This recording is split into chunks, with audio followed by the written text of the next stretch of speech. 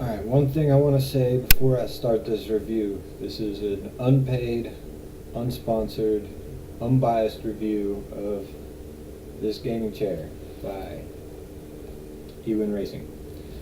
I've not had any contact with the company. I paid full price for this chair. So with all that being said, start the review. Alright, so we're going to do video 1 of the unboxing of my Ewin racing chair.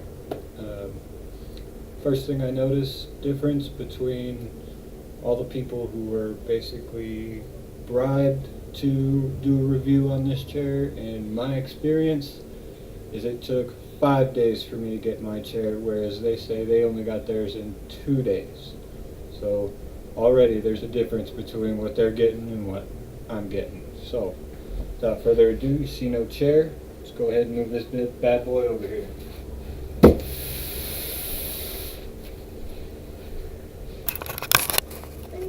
Big ass box, just the same.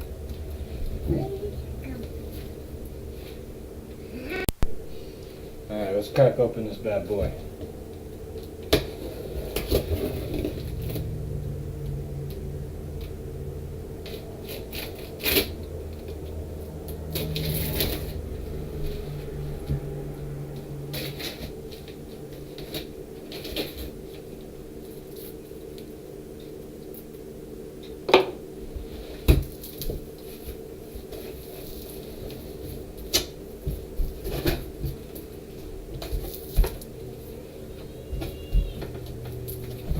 Same packaging I've seen in all the other videos.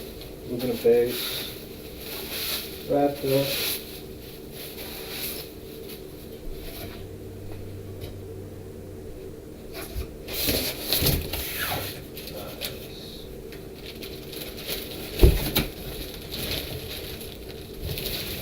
Check out our backrest here.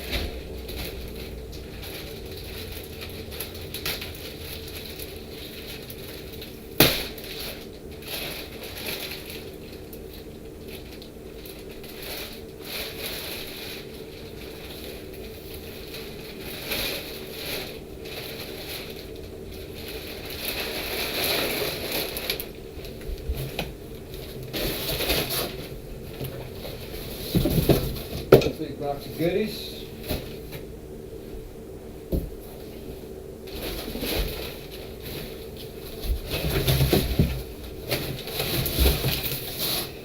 And the sitting portion.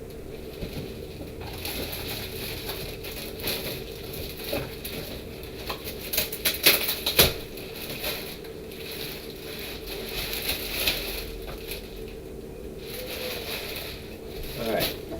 I am going to get all this shit out of the way. I'm going to go ahead and assemble this chair off camera. You guys have seen that in every other video out there. I'm just reviewing the chair, not the build. Then a build always comes with every chair, and you know what? They're not always easy.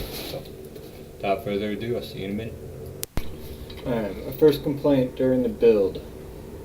Looking at this bottom of this base, some of these edges are pretty rough. Pretty much damn near cut myself on it when putting it together. The inside, you can feel a lot of overspray on the paint, a lot of aluminum pieces. Still stuck off in there, and the welds around the wheels aren't very good. Now, I did have issues putting in one of these wheels into that hole. It was just too tight. I really had to hammer it in there. So, complaint number 1, I guess you could say. Issue 2. Alright, you see right here, this is where the gas pump goes. Here's our gas pump. I would expect some kind of a screw or something on here to kind of lock it in there. But no, it literally just goes in there and pulls right out.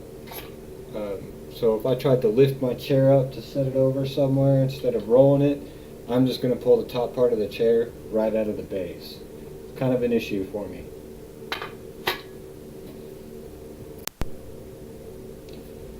Alright, here's the next problem. Got this piece right here. Alright, it sits on top of the gas pump. Now if I were to pick this up from the base, it's going to come right off. If I'm going to pick this up, the bottom of the chair, it's going to pull right off. There needs to be a screw or something that holds these three pieces together. There's just got to be. Alright, here we are at the end. Got our Ewin racing chair.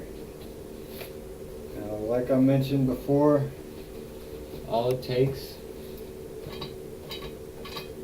is to lift up on it. The base comes right out. But let's assume we're not ever going to do that.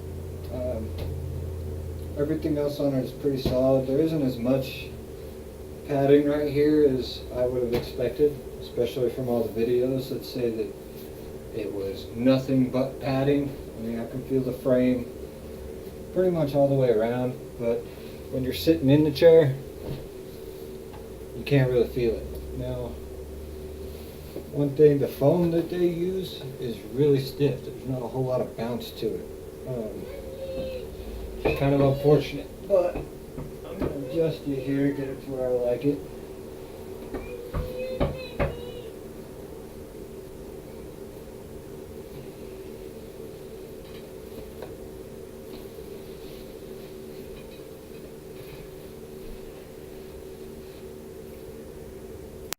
Alright, so the tilt feature does not have a locking spot. Now, sitting upright in this chair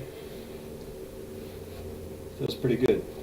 Shoulders are a little bit wider, but I'm a skinny guy. Like I said, that tilt feature is really stiff. It takes a lot for me to lean back, and I'm kind of a leaner. I like to lean, and this isn't going to really allow for that. So now these hand rests and scoot back so you can see it. Forward, backwards, up,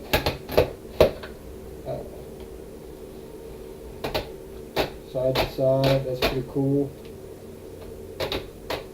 I'll probably never use that, but you know, it's there.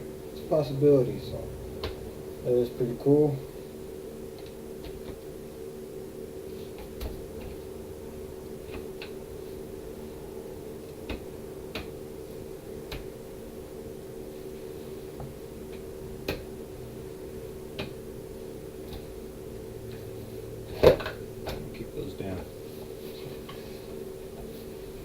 You know, quality of this chair, you know, there's some parts that aren't stretched very well.